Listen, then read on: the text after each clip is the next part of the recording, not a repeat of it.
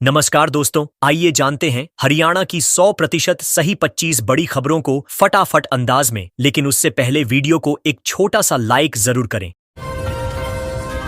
Kaithal Patiala highway पर दर्दनाक हादसा, पिकअप और ऑटो में हुई जोरदार टक्कर। कैथल पटियाला हाईवे पर C1 के पास सोमवार सुबह पिकअप और ऑटो में जोरदार टक्कर हो गई। इस दुर्घटना में खेतों में धान लगाने जा रही 9 महिलाएं घायल हो गईं। घायलों को जिला नागरिक अस्पताल में भर्ती करवाया गया। हादसे के बाद पिकअप चालक मौके से फरार हो गया। पुलिस टीम मौके पर पहुंची और जांच शुरू की। टक्कर इतनी तेज थी कि ऑटो बुरी तरह क्षतिग्रस्त हो गया और आसपास भीड़ इकट्ठा हो गई। नेशनल हाईवे के पास शराब के ठेके में लूट, हथियारों से लैस थे बदमाश। सोनीपत के बहालगढ़ स्थित नेशनल हाईवे चौवा पर सोमवार को जी टाउन शराब ठेके में 3 हथियारबंद नकाबपोश बदमाशों ने लूटपाट की। स्विफ्ट कार में आए बदमाशों ने कर्मचारियों को हथियार दिखाकर नकदी लूटी और फरार हो गए। ये ठेका बहालगढ़ थाने से मात्र 100 मीटर की दूरी पर है। वारदात की सूचना मिलते ही पुलिस और क्राइम ब्रांच की टीमें मौके पर पहुंची और जांच शुरू की। लूटी गई राशि का अभी खुलासा नहीं हुआ है। प्लॉट को लेकर झगड़े में बीच बचाव करना पड़ा, महिला को महंगा। कैथल के गांव सिनंद में प्लॉट विवाद में बीच बचाव करना महिला को भारी पड़ गया। सुनील देवी की शिकायत पर गांव के शमशेर, आशु, सोहन लाल समेत 15 लोगों पर केस दर्ज हुआ है। पीड़िता के अनुसार करीब 20 दिन पहले उसने रोशनी देवी और आरोपियों के बीच चल रहे प्लॉट झगड़े को शांत कराया था। इसी बात पर नाराज होकर आरोपियों ने उसके घर में घुसकर पिटाई की और ईंट पत्थर फेंके। पुलिस ने मामला दर्ज कर जांच शुरू की है। हरियाणा के किसानों को राहत, सरकार ने बढ़ाई सूरजमुखी खरीद की समय सीमा। हरियाणा सरकार ने सूरजमुखी उत्पादक किसानों को राहत दी है। सूरजमुखी की खरीद की समय सीमा 3 दिन और बढ़ा दी गई है, जो अब 3 जुलाई तक जारी रहेगी। अब तक राज्य में 47,300 मीट्रिक टन सूरजमुखी की खरीद हो चुकी है। सरकार के इस निर्णय से वे किसान लाभान्वित होंगे जो पहले अपनी फसल नहीं बेच पाए थे। कृषि विभाग ने किसानों से अपील की है कि वे समय रहते मंडियों में अपनी फसल बेचें।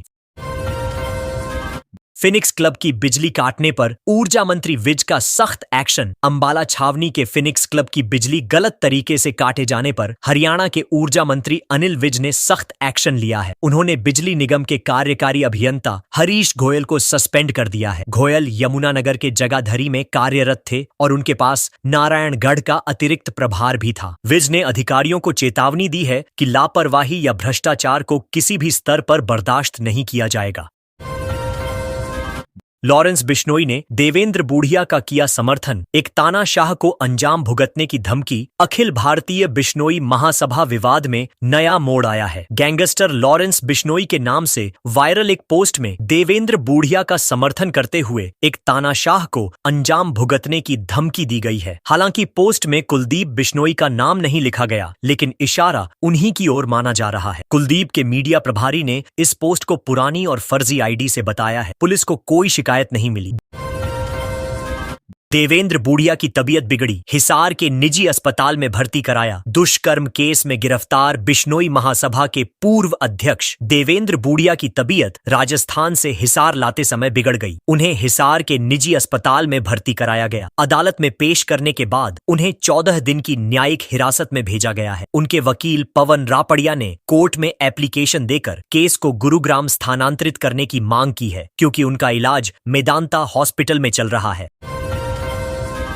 हरियाणा बोर्ड 10वीं 12वीं पूरक परीक्षा का प्रवेश पत्र जारी। हरियाणा विद्यालय शिक्षा बोर्ड ने 10वीं और 12वीं पूरक परीक्षाओं के एडमिट कार्ड जारी कर दिए हैं। विद्यार्थी बोर्ड की आधिकारिक वेबसाइट पर जाकर अपने प्रवेश पत्र डाउनलोड कर सकते हैं। बोर्ड ने विद्यार्थियों से अपील की है कि वे समय रहते अपना प्रवेश पत्र डाउनलोड करें और परीक्षा केंद्र पर लेकर जाएं। बिना एडमिट कार्ड के किसी भी छात्र को परीक्षा में बैठने की अनुमति नहीं दी जाएगी। परीक्षा की तारीखें पहले ही घोषित हो चुकी हैं।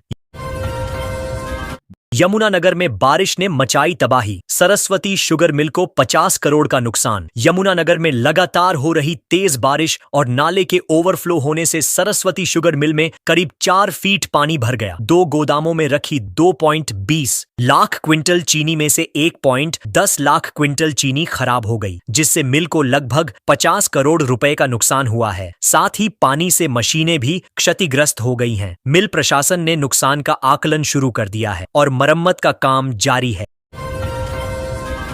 बिजली उपभोक्ताओं को झटका, स्लैब में बदलाव। हरियाणा में बिजली के स्लैब, फिक्स चार्ज और प्रति यूनिट दरों में बदलाव से उपभोक्ताओं पर सीधा असर पड़ा है। अब बिल 9% से 30% तक बढ़ गया है। खासकर 5 किलोवाट से ऊपर कनेक्शन वाले उपभोक्ताओं को कम से कम 800 रुपए ज्यादा देना पड़ रहा है। बिजली कंपनियों ने नए रेट लागू कर दिए हैं, जिससे आम आदमी की जेब पर अतिरिक्त बोझ पड़ रहा है। विरोध भी शुरू हो गया है।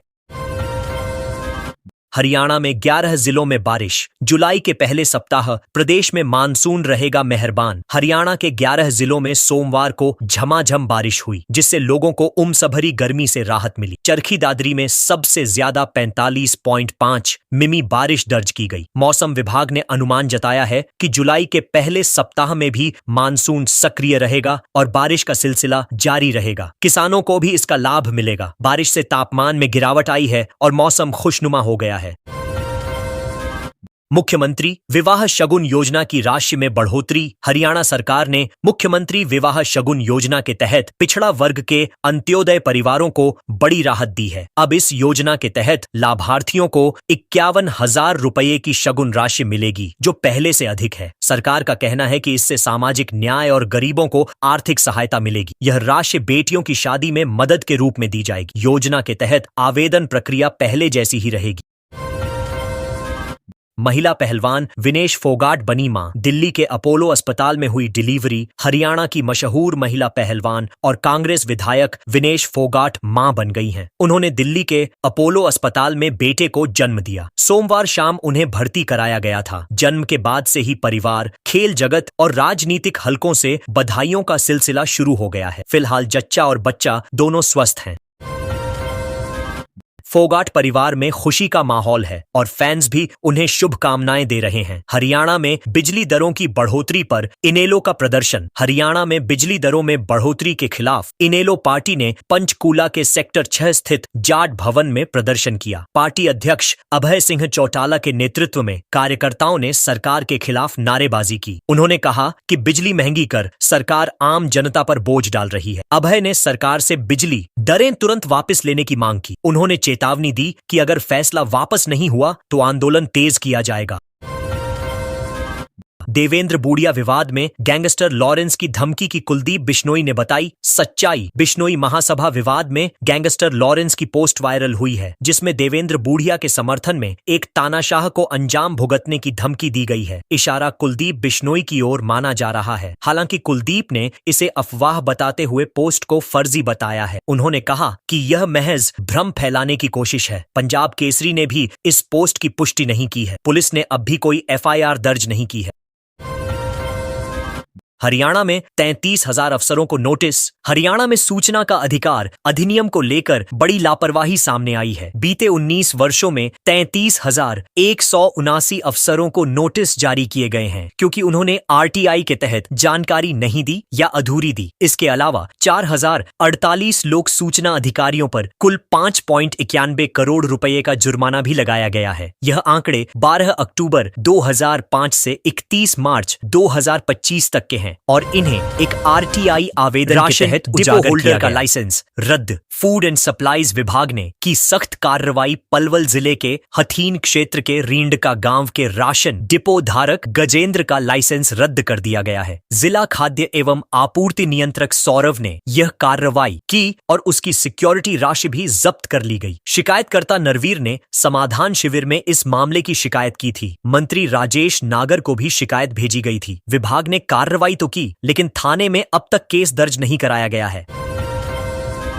हरियाणा में इस नामी स्कूल ने तोड़ी सील तो दर्ज की गई FIR। गुरुग्राम के बसई एनक्लेव स्थित इंटरनेशनल दिल्ली पब्लिक स्कूल ने नगर निगम द्वारा लगाई गई सील को तोड़ दिया, जिसके चलते अब FIR दर्ज कर ली गई है। सोमवार को नगर निगम की टीम ने सहायक अभियंता RK मोंगिया और कनिष्ठ अभियंता हरिओम के नेतृत्व में स्कूल सील किया था। पुलिस भी इस कार्रवाई के दौरान मौजूद रही। स्कूल प्रबंधन पर अवैध निर्माण और नियमों की अनदेखी का आरोप है। बेटे का एडमिशन करवाने अहमदाबाद गए कर्नल 4 कंधों पर लौटे वापस। भिवानी निवासी कर्नल शमशेर सिंह बिजारनिया का बेटे के एडमिशन के लिए अहमदाबाद जाने के दौरान हार्ट अटैक से निधन हो गया। वे माइका कॉलेज में बेटे का दाखिला करवाने पहुंचे थे, जहां उन्हें दिल का दौरा पड़ा और अस्पताल में भर्ती करवाया गया। डॉक्टरों ने उन्हें मृत घोषित कर दिया। सोमवार को उनके पैतृक गांव में सैन्य सम्मान के साथ अंतिम संस्कार हुआ। अचानक हुई इस घटना से क्षेत्र में शोक की लहर